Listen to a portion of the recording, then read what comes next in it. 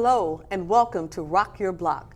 I'm your host, Tia Young. We have a great show for you today as we meet a woman who was at the top of her corporate career in sales, building multi-million-dollar businesses, which further advanced her career into the areas of organizational development, administration, full cycle employment, training, and employee relations. She has worked in numerous markets across the nation and abroad. Prior to the launching of Lay to Rest Services, LLC, our guest spent 5 years at Dignity Memorial, serving over 500 families during the passing of their loved ones. Her service to Dignity was crucial to the development of her own business, Lay to Rest Services, LLC. In 2011, she published her first book, House of Plenty, which was inspired by her caregiving and the sudden death of her beloved mother.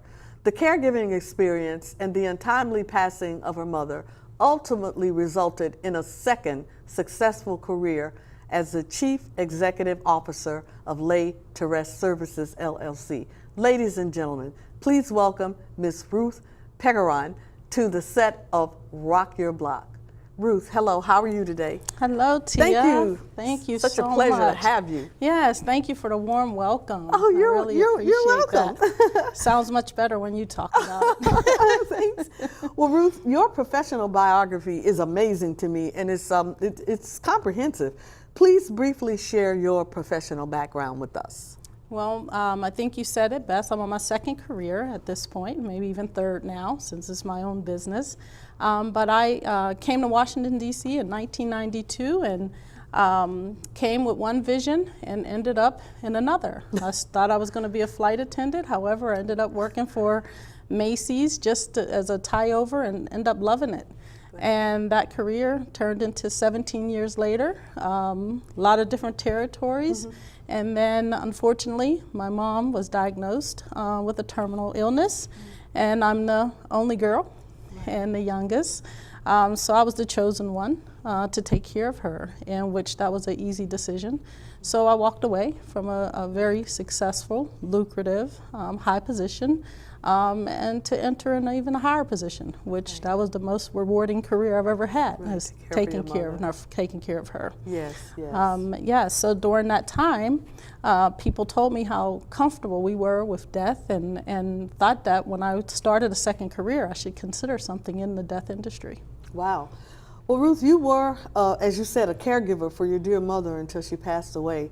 And after her passing, you were inspired to write a book in 2011 entitled House of Plenty. Yes.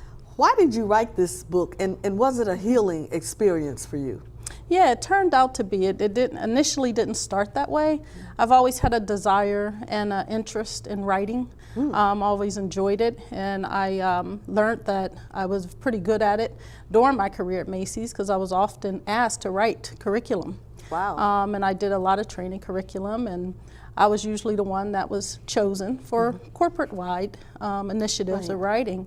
So I've always had it in me, but when the time comes, when you're busy and you're working, you really can't sit down and really do it.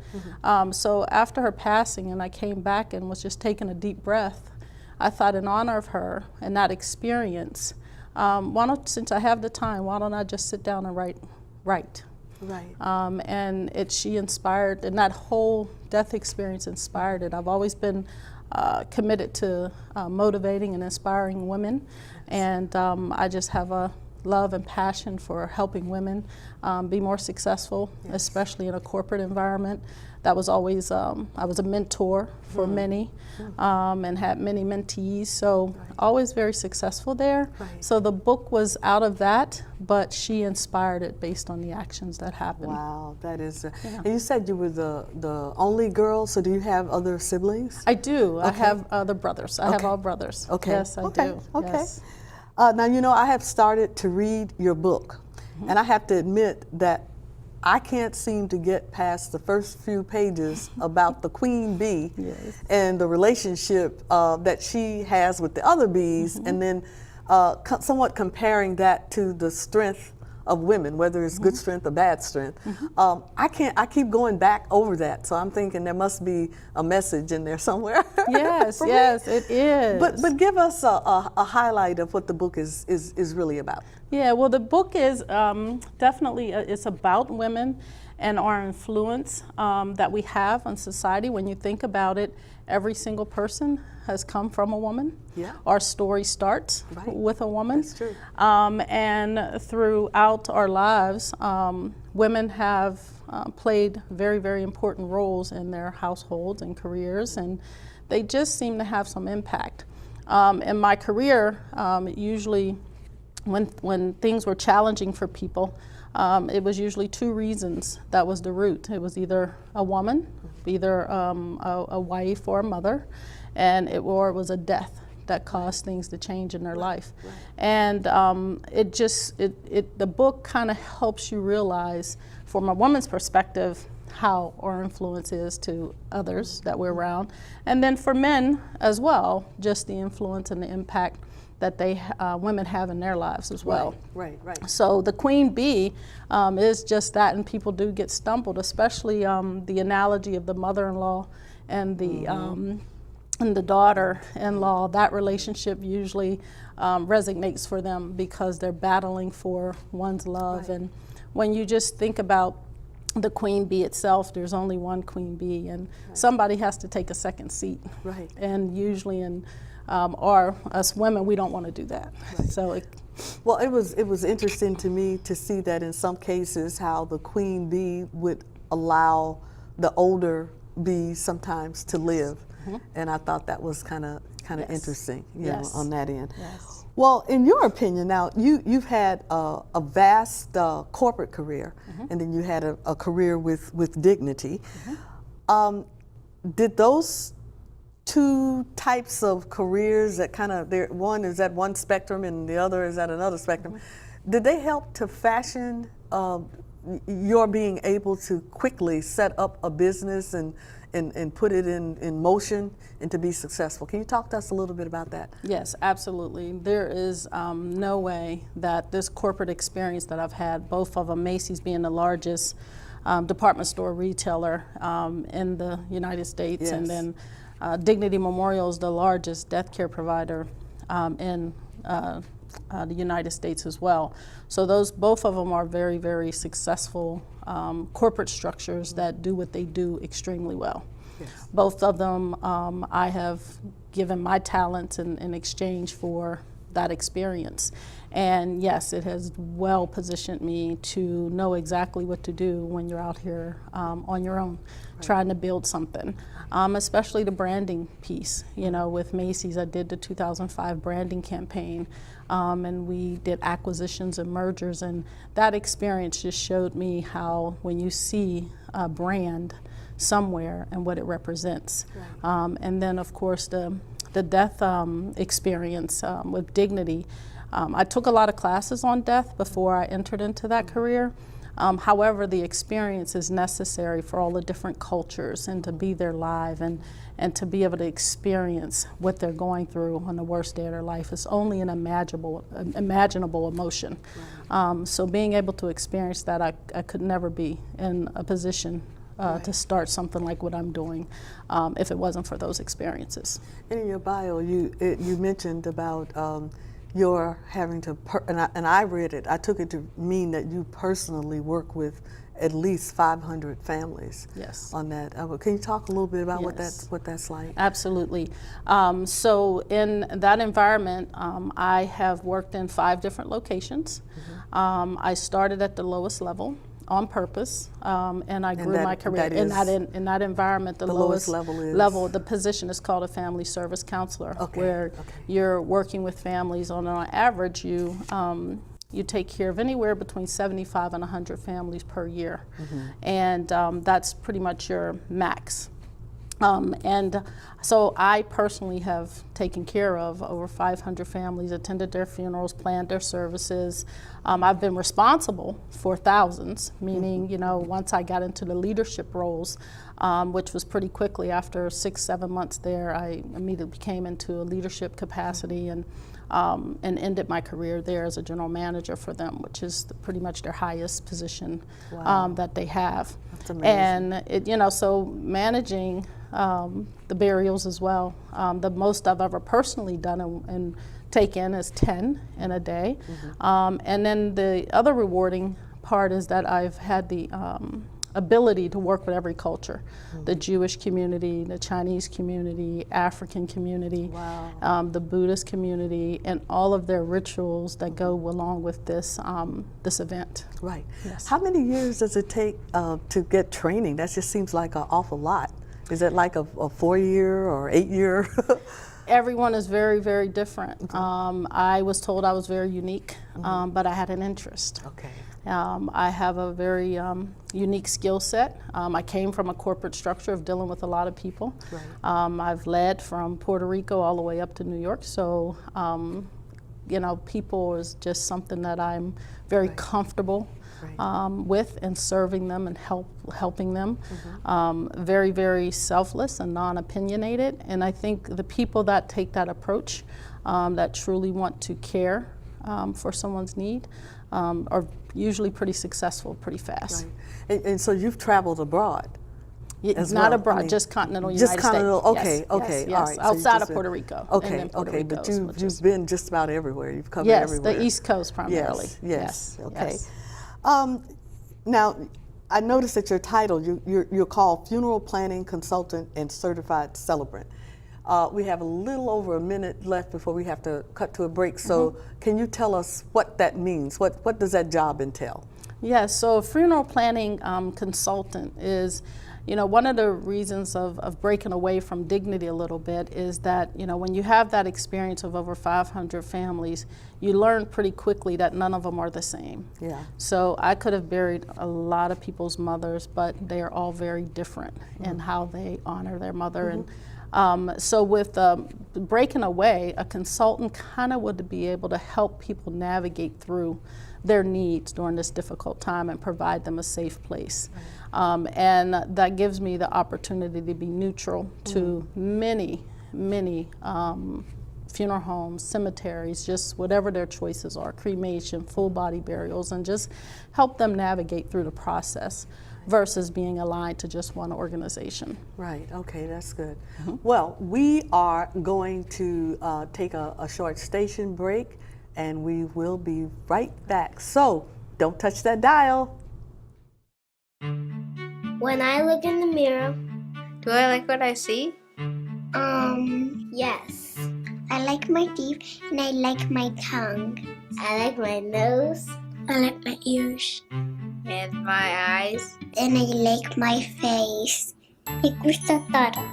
I see a perfect reflection of me. And I wouldn't change a single thing. Because I am enough.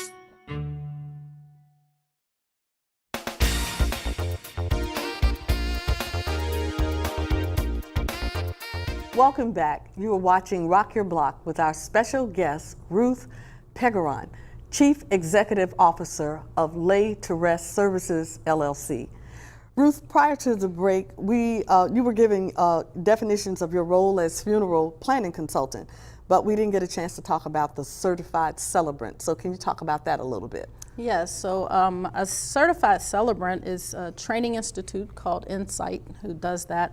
And what a celebrant does, they're certified and trained, in which I have been recently, to conduct funeral services or memorial services or celebration of life services, especially when a family is non-religious, or even if they're religious but they're choosing not to have a religious pastor, priest, or anyone from the clergy to conduct that service, and they're asking for someone just to tell the person's story. So what it does is I meet with the family, hear the loved one's story, and then I write about a 7-minute speech to include poems, their life, And at their funeral, during their order of service, I conduct the eulogy portion of it.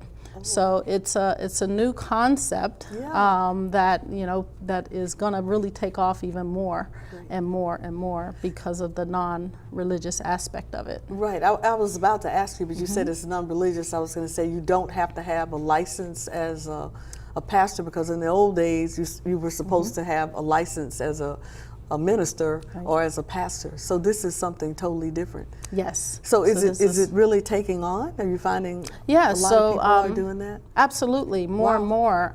It's a national program. It's a national website. It's co-certified Celebrants by Insight. It was a pastor who developed it. Wow, that's interesting. Through the years from Oklahoma, and he and his family developed the program as a result of what they saw, what he saw changing in the funeral industry and what people were looking for as it relates to services. And more, the funeral is not the same as it used to be. Yeah. So the Certified Life Celebrant, people want to have their loved ones honored. They want to tell their story, but they don't necessarily want the traditional funeral, which is a clergy sending a message that's non-related to the person that has died. And I've noticed that a lot of them are not held in churches anymore. I mean, they're being held at the funeral home or at some other golf courses, movie theaters. Movie theaters. Yeah, that's so a new one. I hadn't heard that one. Actors, they do it anywhere that person lived or loved. You know, and that's part of my goal as a funeral planning consultant, is to help people really tell their story how they want to while they're here. What do they want to be? Where do they want to be? How do they want to be remembered? And sometimes it's not traditional. So people want a funeral, which funeral, all that means is that's the ceremony that talks about death, kind of like a wedding. You know, however, what it looks like is very, very different anymore, not traditional. Well, that kind of takes us into our next question.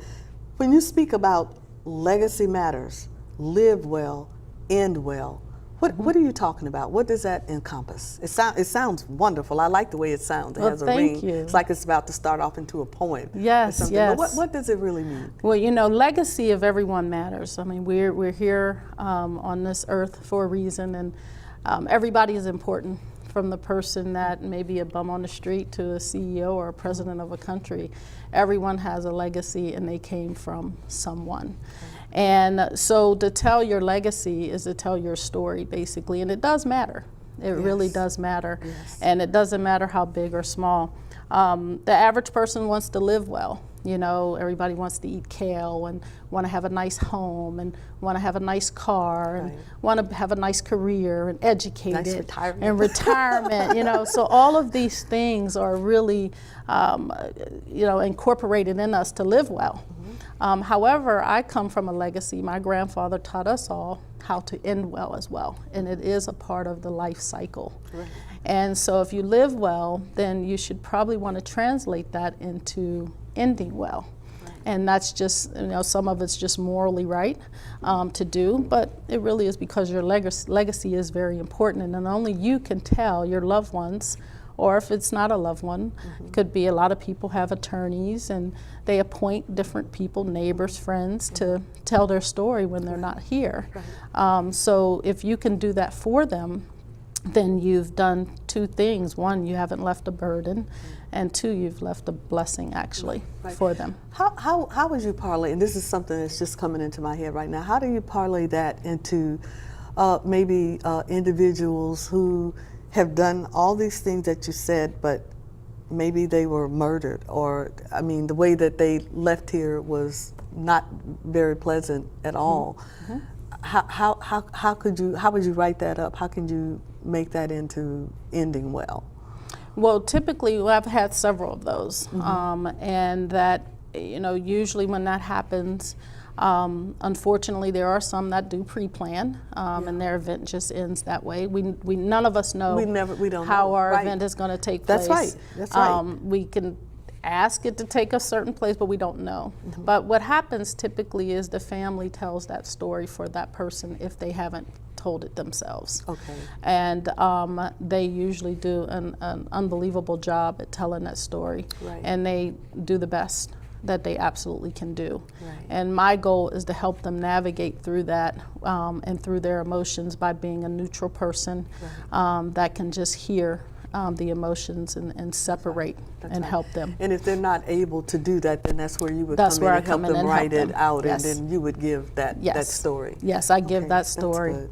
And I help them navigate through the business side of the process. You've mentioned planning, just the word planning. Are there planning steps to end well? And can you Yes. talk about that, and can you talk about how early we should start those planning steps?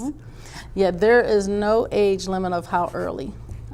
You can start, your parents can start for you very early. It is not uncommon in several families back in the day for the parents to have bought plots at cemeteries for their entire family. So that legacy has been in several families and in a lot of cultures as well. And I've seen it over and over again where great-grandma and grandma, they purchase for their children and those kind of things. So it's never too early Is that still happening nowadays? It still happens happening now they where, do that? yes, like my mother, she purchased for all of us children. We lost a brother at 25, and that experience said, well, I guess if I lost one, I probably could lose others, so she purchased. So it's never too early to start, but the first thing you should do is just assess where you are. That's what you, for us planning. You assess who you are, what you have, and then you assess how do you want to be remembered. And there's nothing wrong with doing it every 5 years. In my family, it was very common for us at any given dinner table to talk about it. Really? Yeah, my mother That's was unique. pre-planned. Yeah, we that talk is about unique. it. I mean, it's funny. I tell a story sometime about my aunts where every so often they take pictures and say, okay, that's the one you can use for the for my burial brochure and my funeral, and they would take pictures and have their outfits or whatever it may be. So it's very common for me to understand that in the planning process. I'm pre-planned and have been with her help, obviously, starting with purchasing it. So you really can start this at any given time and reevaluate it every 5 years because your decisions may change. But the earlier the better. That's The what earlier the better. Yes. Okay, that's good. Is there a difference between these three terms? Funeral planning, which we've talked a little bit about, memorial service, and celebration of life. Are they different, or it's just a different term? They basically mean the same, or are they very different? That's a really good question. A funeral is a ceremony, just like a wedding, just any graduation. And that's what funeral denotes. What has happened is over the years, celebration of life has become more Christian-based maybe, and people do that as it relates to memorializing someone. So it's saying, instead of this being such a sad event, this is a celebration of this person's life, especially if they've lived many years, if they're, maybe in their upper age, then a celebration of life is often the term. Right. And the memorial service, that typically means that there's no body in a casket present. Oh, okay. So usually when you're talking about a memorial service, that means that the loved one is not present. Right. So that does have a difference. So they all are under the funeral umbrella, but memorial service, that's what separates that the person is not present. Okay, they mean different things. Now, we've already touched a little bit about that you have service families of all cultures. So I want to ask another question about women. Are you finding that there are more women getting into the business of funeral planning and end of life? I know there was a time that you hardly ever saw women. I don't know if it was a man thing where we weren't allowed to get into this business or what. So can you talk just a little bit about that? Yes, so the industry is changing. You will see more and more funeral directors that are women. And you're right, it traditionally was a male's profession, and that's what they did. And if the funeral industry really started by family-owned businesses, and the men pretty much ran them. So women are becoming more and more involved in making it a career. Okay. In fact, Dignity Memorial just had their first women's conference, in which I was one of 100 invited to that event, and that organization is very focused on how do we do more with women. Right. On the client side, women are the decision makers. That's right. Yeah, right. That never changes. That doesn't change. That doesn't change. Well, we have one more question before, I guess the clock on the wall says it's almost time. But okay. It's like two questions in one. I hope we have time to answer. What is your advice to those of us who say, I'll do it later? If we don't plan for ourselves and our family, our husband or wife, is there any available assistance to help family members bury their loved ones? So one, if you haven't planned and now you got a decision to make, is there anything out there for you, or is just pass the hat? And what do you say to people who say, I'll do it later? Well, those are great questions. Number one is you just have to do it. I mean, there's no other way. It's not a complicated process. It's fun. It's everyone I've worked with that came in with hesitation and just didn't want to talk about it, they end up feeling relieved. So I tell anyone that does it, it's hard to start because who wants to talk about their inevitable? However, it is going to happen. So you have to take that approach. So if you don't do it because you want to, you got to do it because you're responsible. Right. And the help that's out there, you would have to plan it into your lifestyle, whether it be insurance. You can pre-buy and pre-plan and make payments today on what you want. Right. You can just get started with just saying, what do you want? Do I want to be cremated? Do I want to be buried? Just start the conversation with yourself to say, this is what I want to do. One myth that's out there is if I talk about death, I'm going to die. Yeah, and that's a lot of cultural myth, and it's not just like if you talk about food, you're not going to get fat. Right, that's right. Ruth, thank you so much. You are welcome back anytime. Thank you very much. I appreciate it. Thank you. It does not matter how old you are, what your race or culture may be, how rich or poor you are, or what God you serve. The bell will toll for us one day. We need to celebrate life and to prepare for our one-day transition. Take some time to discuss this important subject with your family, your attorney, and your end-of-life planning professional. We owe this final business decision to ourselves, to our family, and to our legacy. See you next week with another great show on Rock Your Block. Bye-bye.